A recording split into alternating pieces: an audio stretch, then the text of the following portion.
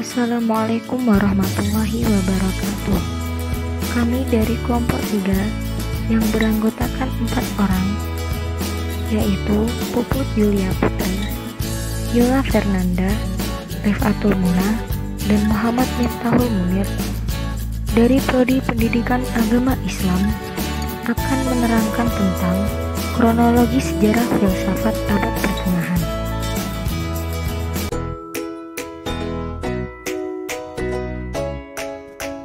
Sejarah filsafat abad pertengahan. Apa sih sejarah filsafat abad pertengahan itu?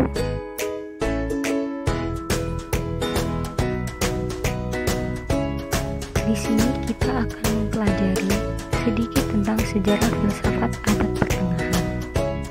Sejarah filsafat abad pertengahan dimulai kira-kira pada abad ke-5 sampai awal abad ke-17.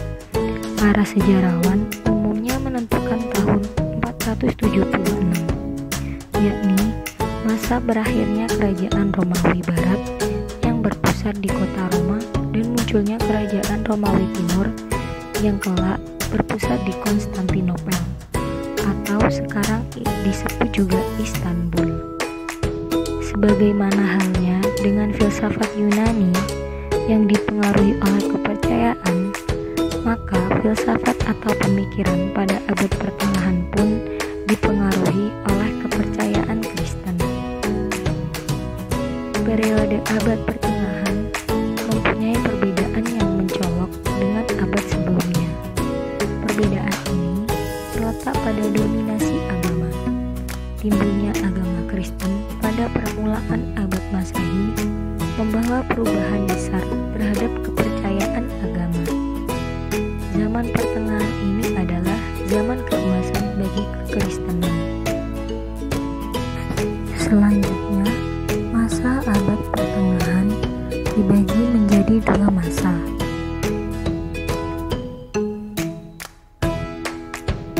Yang pertama adalah masa patristik. Kemudian, yang kedua adalah masa skolastik.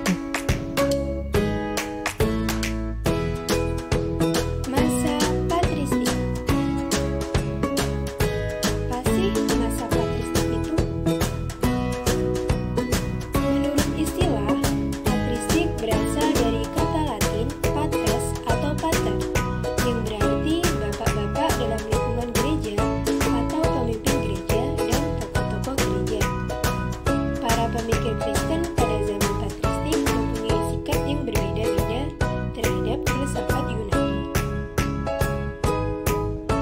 Ada yang menolak sama sekali filsafat Yunani karena dipandang sebagai hasil pemikiran manusia semata.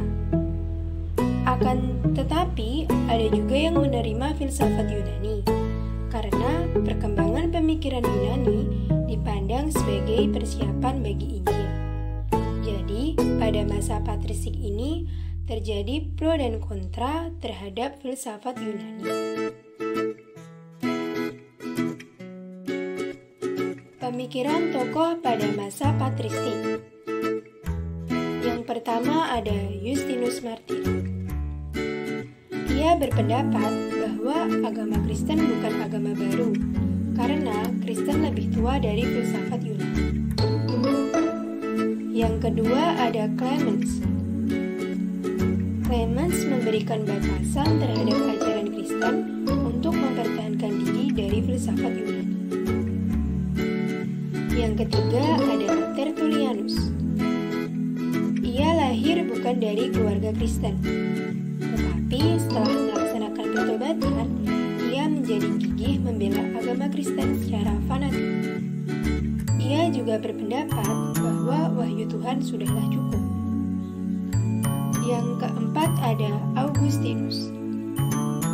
Augustinus ini sejak muda telah mempelajari bermacam-macam aliran filsafat, antara lain ada Platonisme dan skeptisisme. Berikut gambar-gambar tokoh pada masa patristik.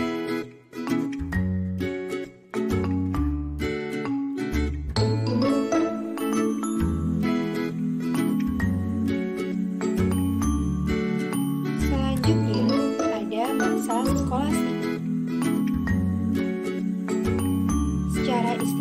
Skolastik adalah kata sifat yang berasal dari kata skol yang berarti sekolah. Perkataan skolastik merupakan corak khas dari filsafat abad pertengahan. Terdapat beberapa pengertian dari corak khas skolastik. Yang pertama ada filsafat yang mempunyai corak semata-mata agama.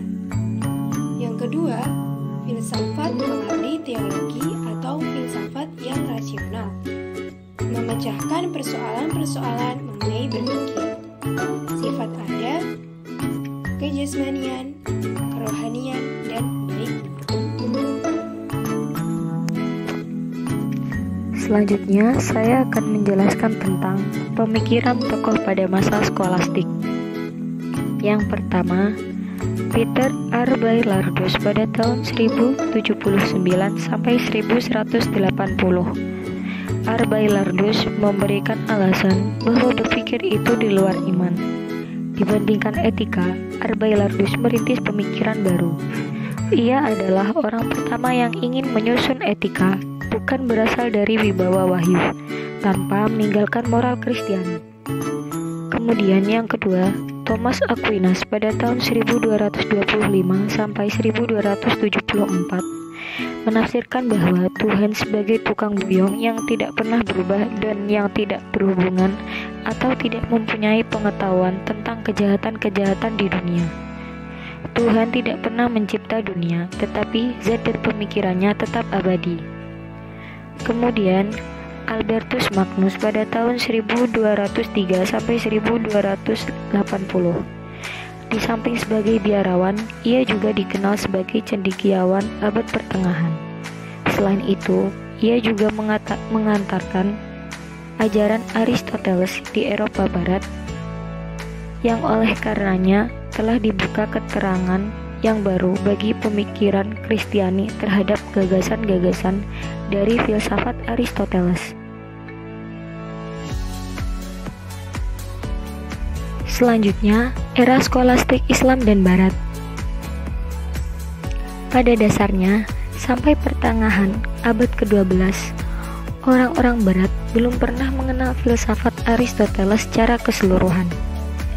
Skolastik Islamlah yang membawakan perkembangan filsafat di Barat, terutama berkat tulisan dari para ahli pikir Islam seperti Ibnu Rushd. Peran ahli pikir Islam ini besar sekali, tidak hanya dalam pemikiran filsafat saja, akan tetapi juga memberi sumbangan yang tidak kecil bagi bangsa Eropa, yaitu dalam bidang ilmu pengetahuan.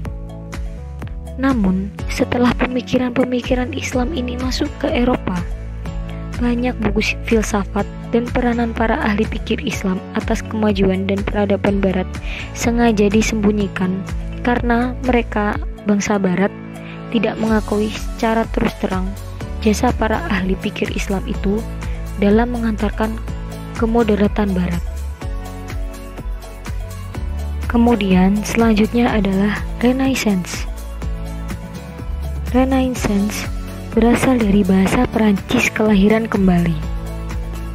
Renaissance adalah suatu gerakan yang meliputi suatu zaman ketika orang merasa telah dilahirkan kembali dalam keadaban. Zaman ini merupakan era kebangkitan kembali pemikiran yang bebas.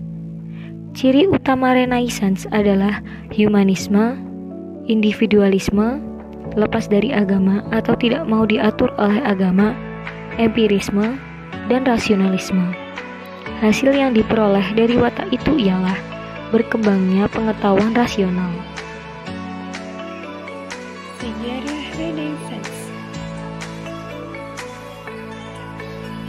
Bagaimana sih sejarah Renaissance itu? Renaissance terjadi pada abad ke-14 sampai abad ke-17. Renaissance ini secara harfiah berarti terlahir kembali. Hal ini sejalan dengan pemikir dan seniman Eropa. Karya seni adalah salah satu sektor yang paling berpengaruh. Selain karya seni yang cukup populer pada zaman ini adalah cara berpikir manusia dan ilmu filsafat.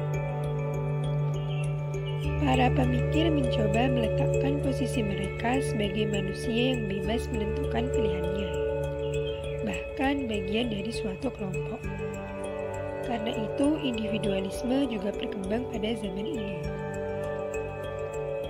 Gerakan Renaissance ini pertama lahir di Italia pada abad ke-14, kemudian menyebar ke seluruh Eropa.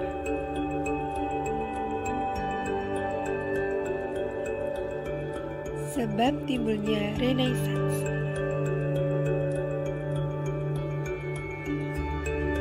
Terdapat 4 faktor timbulnya Renaissance. Yang pertama ada kondisi politik. Raja secara teoritis merupakan pusat kekuasaan politik dalam negara. Kenyataannya hanya menjadi juru damai. Kekuasaan politik ada pada kelompok bangsawan dan kelompok gereja. Yang kedua ada kondisi sosial. Saat itu, kehidupan masyarakat Eropa terikat pada doktrin gereja. Segala kegiatan kehidupan ditujukan untuk akhirat. Yang ketiga ada kondisi budaya. Terjadi pembatasan seni dalam arti bahwa seni hanya tentang tokoh-tokoh Injil dan kehebatan gereja. Jadi, semua kreasi seni ditujukan kepada kehidupan akhirat, sehingga budaya tidak berkembang. Yang keempat ada kondisi ekonomi. Berlakunya sistem ekonomi tertutup yang menguasai perekonomian hanya golongan penguasa. Kondisi tersebut menyebabkan masyarakat Eropa terkungkung dan tidak memiliki harga diri yang layak sebagai manusia.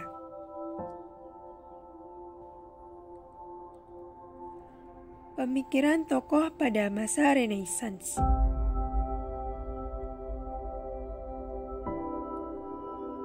Yang pertama ada Roger Bacon pada tahun 1214 sampai 1294. Roger Bacon berpendapat bahwa pengalaman atau empirik menjadi landasan utama bagi awal dan ujian akhir bagi semua ilmu pengetahuan.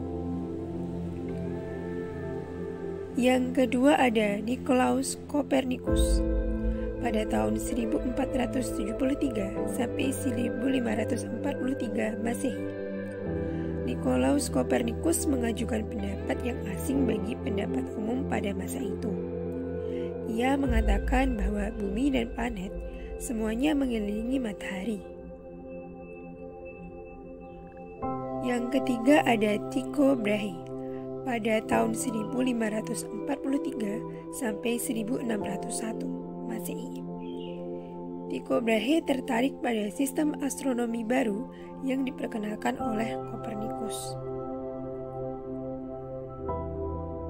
Yang keempat ada Johannes Kepler pada tahun 1571 sampai 1631. Johannes Kepler adalah seorang ahli matematika yang menjadi asisten Tycho Brahe. Ia melanjutkan penelitian Brahe tentang gerak benda-benda angkasa. Yang terakhir ada Galileo Galilei pada tahun 1546 sampai 1642. Beberapa pokok penemuan Galileo Galilei di luar bidang astronomi yang ditulis dalam karyanya yang berjudul De Motu.